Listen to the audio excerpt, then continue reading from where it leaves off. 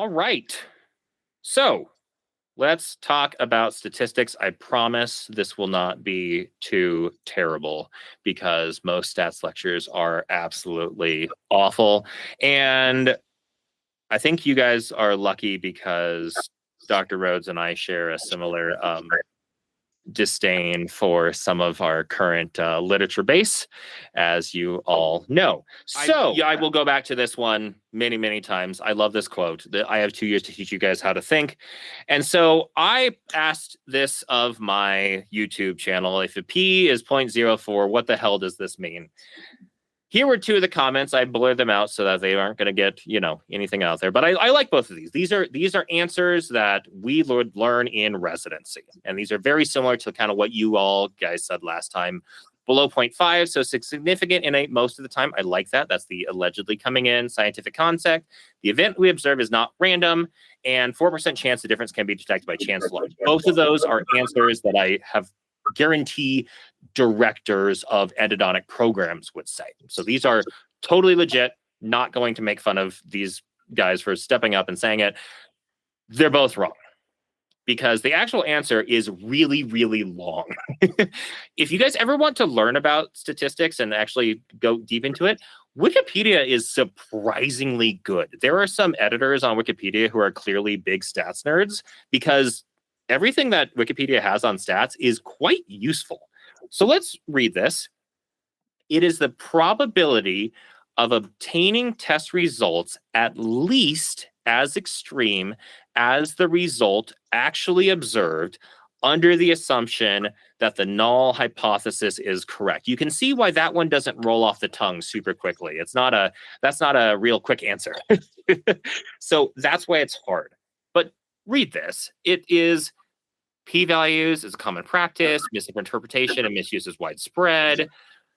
The ASA, the Statistical Association, p-values do not measure the probability that the studied hypothesis is true or that the data were produced by random chance alone. It does not measure the size of an effect or the importance of the result. That being said, it's pretty much everywhere. So p-values are used all the time. So don't think that this is just something that's been going on in endodontics. This is rife in all of the scientific world. So I always ask the question, where the heck did this come from? Why is this 0.05 the number? So does anyone know why we're at 0.05, where that number came from? Do you guys know the story? No. You will now. All right. R.A. Fisher. Really smart dude. He is a really cool British man who came up with all of these statistical things. And back before we had computers, these nerds would put together these like big books where they would do a lot of the calculations when you would need to, like kind of how SPSS does the work for you. They would do a lot of the work. So if you add this information, you could pretty much, they would get a lot of the work done so you could input some stuff and then get the output more easily. And that's what this kind of when this started. So in 1925, this is the book that started, this is a later edition, that's why it says 1938, but this was the book that kind of started the idea of the p-value as being important. And in a later edition, the statistical table came out. Does everyone remember the chi-squared test? You guys had to do this, I think, in statistics at some point, the chi-squared. Does this remind you guys remember how you have to do like the different degrees of freedom and two tails and you're getting flashbacks, you're having a little bit of PTSD. Remember all this? Okay, cool.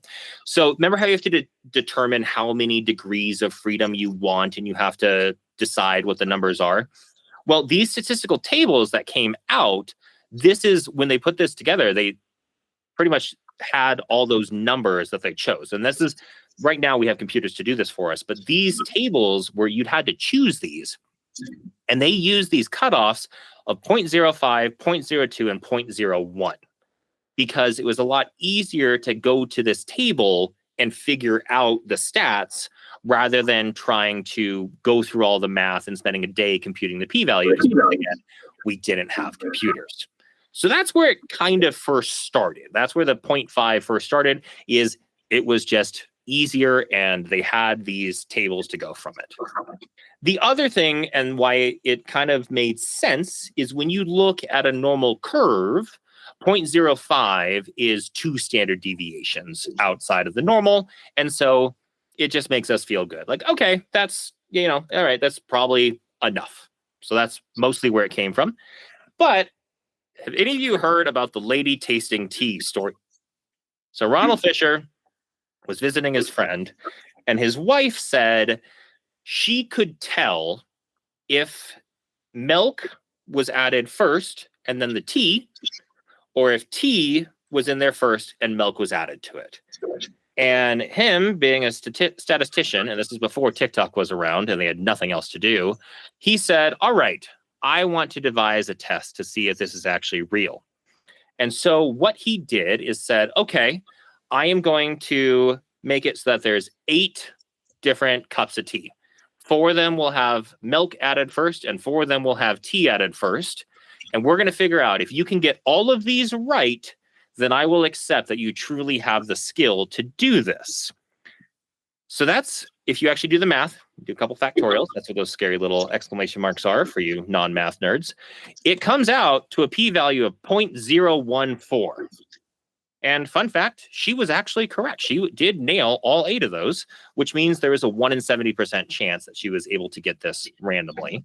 So he did accept, he rejected the null hypothesis, did all that stat stuff, and said, yes, this is actually real.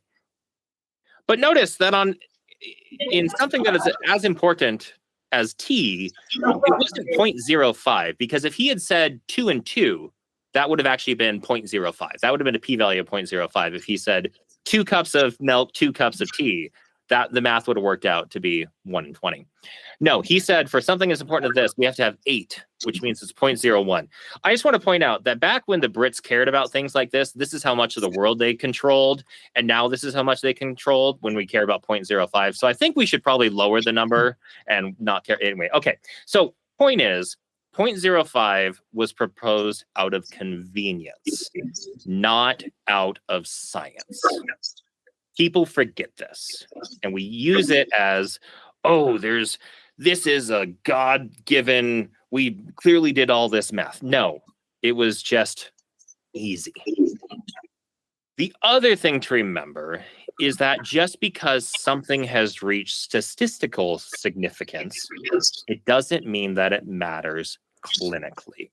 And we see this a lot in endodontics because what we study tends to be what's easy to measure, not what actually matters to patients. Who cares that sealer X had better wettability? Who cares that there's better dye penetration? You want to talk about, Rhodes and I can talk about this one all day long and throw fits about there.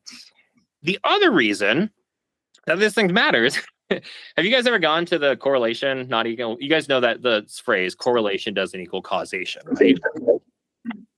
This looked at Google searches for why isn't 11 pronounced 1T1, and it correlated with kerosene usage in Romania.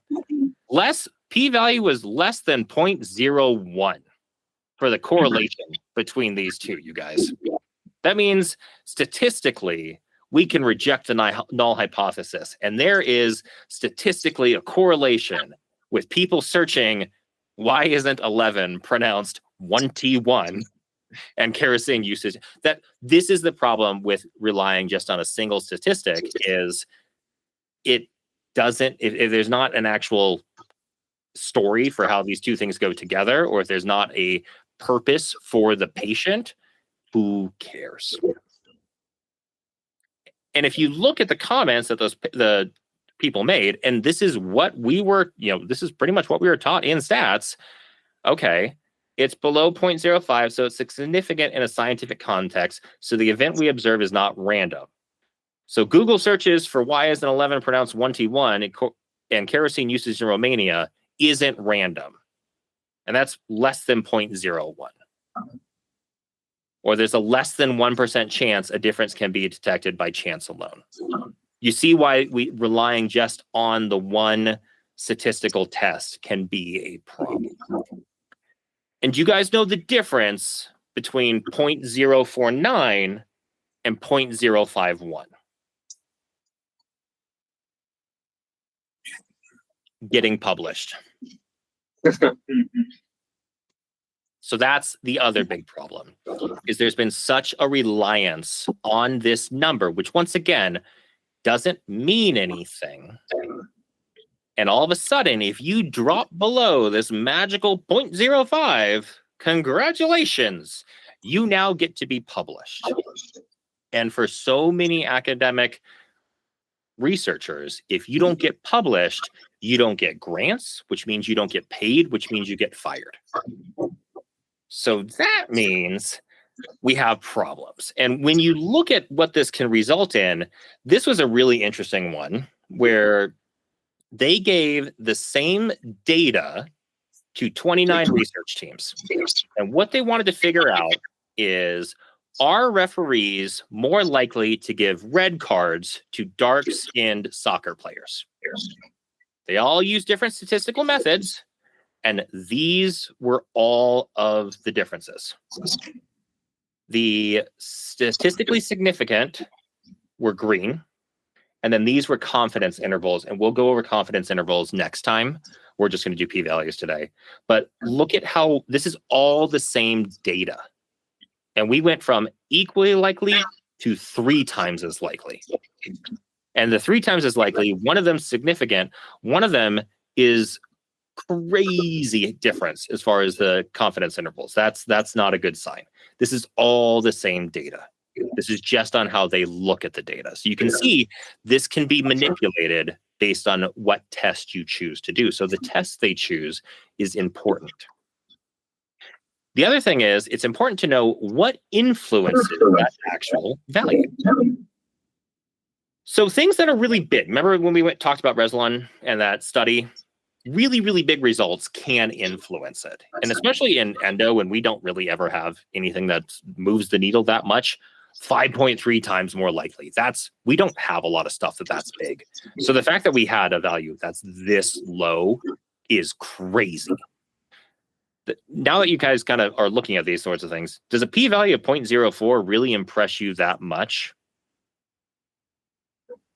Hopefully not that much. And that just snuck under that barely tiny line. 0.009 is enough that Fisher would be like, okay, that's like my lady tasting tea. That actually, there's something going on here. But 0.04, it's like, we barely made that, you guys. Other things that influence the p-value, and we run into this a lot with genomic studying, because you do a PCR test and voila, you have a billion samples. If you have a really, really big number, all of a sudden, your p-value can get small really, really fast. So if you have the same difference in the data, so all of these are the same difference between the two groups, but this is looking at how big the groups are. As the sample size increases, all of a sudden, as you get a bigger and bigger number, your p-value plummets. So with enough of a number, the smallest little difference now all of a sudden can become statistically significant. We can run into issues, and you see this in things like, I gotta be careful here, but if you have a large enough sample size, and let's say, I'm going to make something up just to be safe. Let's say you're looking at 2 different blood pressure drugs, and one of them decreases the blood pressure by 1 point more than the other. Is that going to be clinically significant? Probably not. But if you looked at 1 million patients, that would actually have a p-value of 0.0001 because you looked at 1 million patients. Does that make sense? So you want to look at how large of a sample they're looking at as well. And because there's such a desire to get that number below 0.05, there is a risk of people messing with the data to get below 0.05. And so this came out when I was in residency. This was originally on 538, but here's the actual website for this now. And it's pretty interesting. They took the same data, and you get to mess around and see how you can actually use the same data to try to make something significant. So I'm not sure if you can read this, so I'll read it to you. You're a social scientist that says the U.S. economy is affected by whether Republicans or Democrats are in office, and you want to see if that's true. So you're going to use real data going back to 1948, but you need to have it have a low enough p-value. So what you can do, you can literally click these buttons and mess around and actually get different results. You can choose, all right, I'm going to do Democrats versus Republicans. I'm going to choose just the president. I'm going to choose the president and governors. I'm going to do senators, representatives. I'm going to choose different things here to unemployment, GDP, stock price. And as you click these around, you can actually see it move. And it's just one way that you can actually hack the data. There's now very strict rules if you're going to get government funding for studies on how you have to do this, but a lot of our stuff doesn't all of that. And this is actually the template. So this is available. You can read through what's called a statistical analysis plan for how things should be actually done. And right here, remove the temptation for p hacking because it's a really big deal. So let's go through. This is where it's going to get fun and controversial. Have you guys gone through this study yet? Has Kadami come out and done this one? I don't think he has. I don't think he's come out and seen you guys. This is. I'm going to give all credit to John Kadami for this one because he's done this multiple times. I'll give a brief one. I won't do his full presentation on this, but this is a study from 2006 that looked at the effect of calcium hydroxide root filling on dentin fracture strength. Okay, good. So when we look at studies, how many of you just read the abstract? It's okay. You can read. It's okay. There's nothing wrong with that. I think it's totally fine to just start by reading the abstract. I'm going to show you. Hopefully, we probably have time to get through it. Why sometimes it's important, because they can also do some weird things by just being in the abstract. So let's talk about how they did this study. I think the methods are actually pretty important in most cases. The reason why John loves this is because they gave the numbers, because there's 10 groups, or there's 10 teeth in each group, and they gave the numbers, which means you can run your own stats, which is really fun. Most studies don't give the actual numbers and the results. This one did. So they have 4 groups. They have control, 1 week, 4 weeks, and like 3 months. And what they did is they took the control ones, they broke them, looked at how strong they were. They did 1 week of calcium hydroxide, broke them. 4 weeks, broke them. 3 months, broke them. Okay, seems like a pretty good study. Most of the time, patients are in it for like a month, or if you're going to be doing longer ones, you'll probably see them back at 3 months for the first change. All of this seems pretty legit from a study. However, I want you guys to look at the control group. I want this thing to be better. Just do this. So stop. Okay, look at these numbers here. Notice how we have a range of strengths from 30 at the lowest all the way up to 49. That's a pretty big range for the control. Wouldn't you guys agree? Kind of a broad range. Do you notice anything interesting about group 2? 61. Yeah, and 66. Oh, right? Look at the mean difference. 41, 45, and then 35 and 31. So yeah, at 4 weeks and 3 months, we definitely had decrease. But that's odd. Isn't that odd? It is. Yes. Okay. And then we definitely see the decrease, and that's I think it's been well studied later that this is there. But what the hell? Why did it make it stronger? Right? Let's look at the summary. There was a significant difference, because we got to get that p-value there, you guys, between calcium hydroxide 84 and the control. There wasn't any difference between 7 days and 28 days, but there was a difference between 7 days and 28 days and 7 days and 84 days. And of course there was, because it got stronger. So between 0 days and 84 days, it was reduced by 23%. And between 7 days and 84 days, it was reduced by 44%. How? Those outliers. Yeah. So what happened here is the problem was they probably had in their control group, because they used human teeth. They used a bunch of incisors. And so in their control group, they probably had a bunch of ME teeth. And in the week 1 teeth, they probably had a bunch of me teeth. And that's the problem, is there's so much variation. And when John goes through it, he goes through a whole hour lecture showing you that all of their statistically significant results are based on random chance alone because there's so much variation. He actually runs the numbers and has this little fun game you can play where you just hit a button and shows just how wild these results are because of how crazy the differences are between the roots. So that's the problem, is this was kind of doomed from the beginning. This was not, there was too much variation in the actual control, in the actual roots, in the teeth that they use to make this even worthwhile. And that's the frustrating part, is people spent a lot of time and a lot of money doing this, and it's useless. But we still quote this. We still have to read about it. I guarantee if you look in your classic lit, this one's in there. And if you look at the summary of it, it's going to say that calcium hydroxide weakens teeth. But does this study show that? Because one of the most compelling thing is 1 week of calcium hydroxide actually strengthens teeth.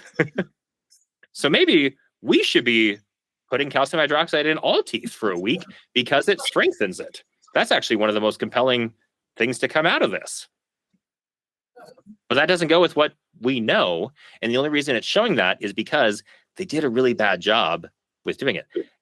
Here's another problem, is the statistical test that they used was an unpaired t-test. And this is where it's going to get a little bit nerdy, but this is where we can use ChatGPT to make life a lot easier. We use an unpaired t-test to compare the averages of 2 separate independent groups. Okay.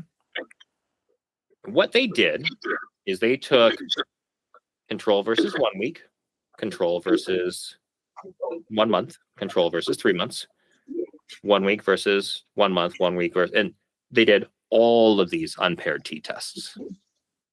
And so they did a bunch of them. That you can't do. And so this is how I actually use ChatGPT when I'm looking through literature and don't understand it. Can you guys read that? Or is that too small?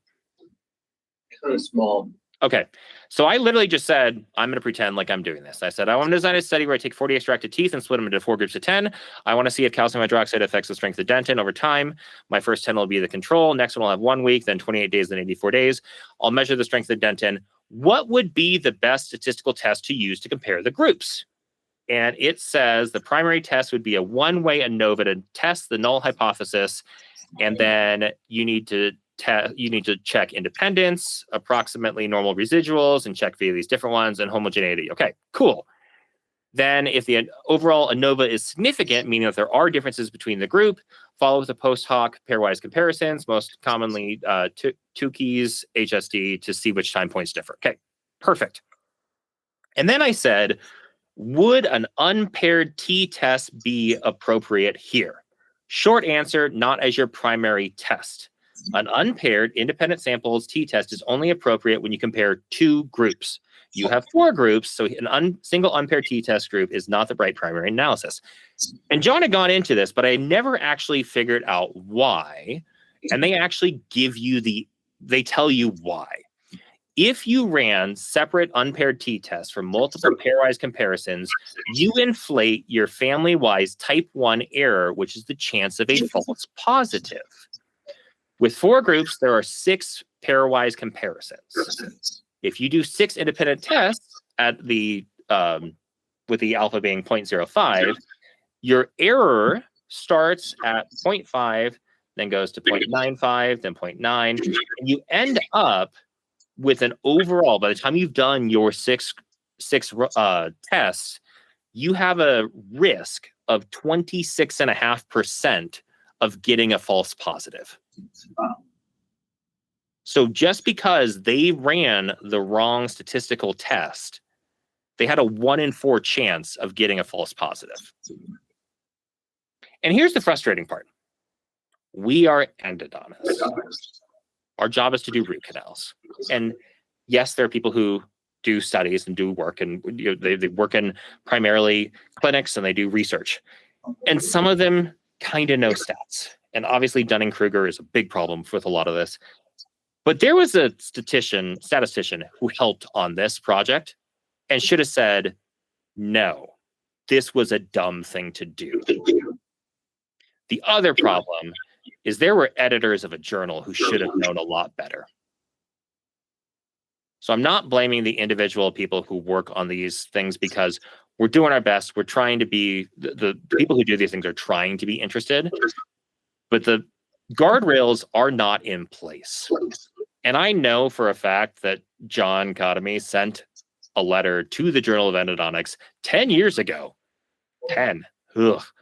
with recommendations from medical literature on how to improve, on how to be better. And having talked with multiple directors, none of those things were implemented.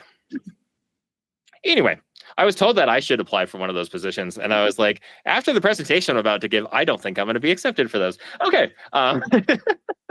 So somehow this study has not been retracted. Somehow this study has never been addressed. I am not the first person to talk about this study being a problem, but this is one that's still out there. And this one's really glaring. You guys can see that right away. Those are 2 huge problems with it. Okay. Yeah, we got time. All right, confounding variables. This is the final one I wanted to talk to you about today. And that is prior probability, which is what is the chance that something we've had happening before is going to affect the outcome here, which gives us into the difference between frequentist statistics and Bayesian statistics. If you were on the Discord, you saw me post this earlier. So this is from XKCD, one of my favorite comics, besides my friend from dental school, who's actually a comic as well. And I'm not sure if you can read this, so I'll do it as well. It says, did the sun just explode? It's night, so we're not sure. One guy says, this neutrino detector measures whether the sun has gone nova. Then it rolls 2 dice. If they both come up 6, it lies to us. Otherwise, it tells the truth. All right. So it says, let's try. Detector, has the sun exploded? Rolls the dice and says yes. So the frequentist statistician says the probability of this result happening by chance is 1 in 36. 1 over 6 times 1 over 6, which is 0.027. Since P is less than 0.05, I conclude that the sun has exploded. And the Bayesian statistician says, bet you $50 it hasn't.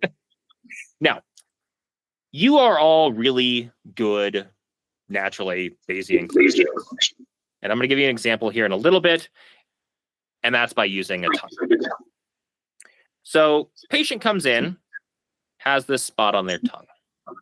Say 2 patients come in and have this spot on their tongue. One of them is 16 years old.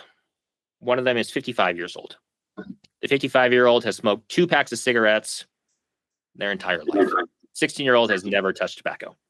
You take a biopsy on both of them. On the 16-year-old, it comes back as cancer. How many of you are cutting that kid's tongue out and putting them through chemotherapy and radiation? Raise your hands. How many of you are redoing the biopsy? Exactly. Okay. On the 55-year-old, comes back as negative for cancer. How many of you are redoing the biopsy there? Exactly. That is Bayes. That is the patient matters. That is the prior probability of the 16-year-old having cancer is so low that even though the test came back as positive, there's a chance the test is wrong. And the chance is so low that that patient had cancer, and the risk is super high of cutting his tongue out and making him go through all of that, that you want to be extremely sure before you put them through that. Opposite on the other patient. The chance of that being cancer on a 55-year-old who smoked their entire life is so high that even if it comes back negative, there's a chance the test is wrong in that direction too. And you're going to redo that test because you want to be damn sure that it truly is not cancer. Okay. There's also this book. So, so that's how Bayes works. And I'm going to talk about a recent one that was in the October Journal of Endodontics, which is, I think, a very interesting topic. And we're going to talk about this for the rest of the time. Gender equity in endodontic scholarship and academia. And here's my question. What are you comparing to? Because this matters. Are we looking at the population of United States males to female? Are we looking at dental school? Are we looking at dentists? Looking at endo residents? Are we looking at endodontists? Are we looking at all these, but internationally? Because if our goal is to get to pediatric residents, well, they're 72% female to male. So that's a little bit different than if our goal is to get to oral surgery residents, which are 22% female to male. So you can see how that would matter. Does that make sense? There's your priors coming in. So in this one, they wanted to do endo residents. So they answered it in the very first sentence, which is great. Perfect. So if you are needing to go through a study in depth, and a lot of you will have to do this for when you do your lit review for your thesis. This is what I wanted to show you guys. ChatGPT can help a lot. So we're going to quick show you how to go through this. And actually, we're getting a little tight, so I'm not going to go. We'll do the fun stuff next time. But this is the first 3 sentences of this paper. Okay, shows, and then these little 1, 2, and 3 through 5 are the different papers that show it. So if you want to go through and critically read a paper, you need to look at their sources, which means it's a lot of reading and summarizing. And AI is really good at reading and summarizing. So let's see. The first thing is this, Health Policy Institute. It was actually just a link. So this one was really easy. You look at it and it says, all right, women are 51%, 49.4 of advanced and 43 of endo. Cool. This is actually what they looked at. The numbers match up. Here's actually the most current ones in case you're wondering. So it's gone up.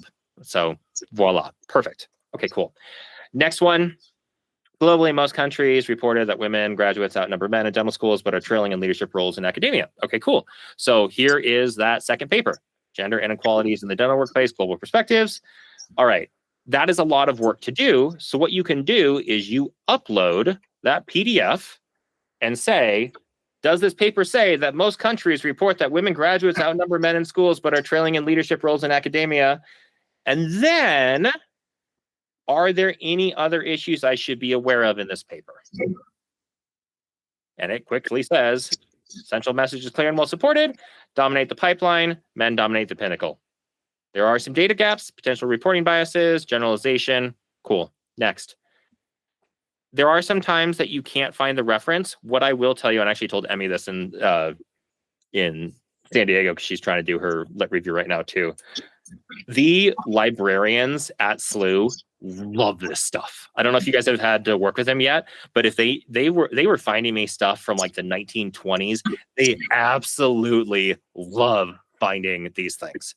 Once you get out, there are other ways of finding papers, you guys. You're really smart of how to do this. But for right now, the librarians at SLU absolutely love finding papers. So if you can't find it using your regular logins, just email them. They have a great time digging through all these sorts of things. They're actually a really fun resource to work with. So use the librarians at SLU. They're awesome. Let's look at the rest of them. As they strive toward equal representation, still face underrepresentation. Same thing. Other limitations. This one does have a little more descriptive than analytical, more of a policy commentary, but okay, mostly okay. And then this one here, good study.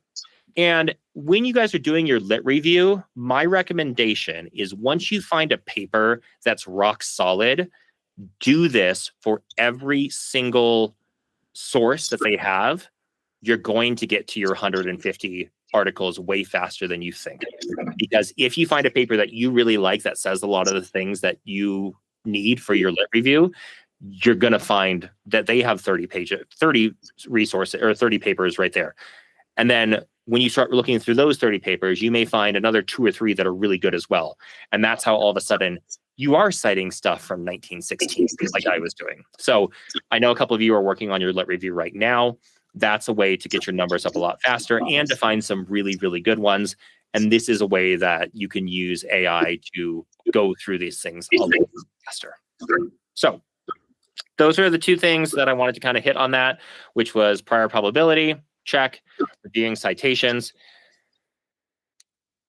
Now, when I was going through this, I did have my Louis ears pop up.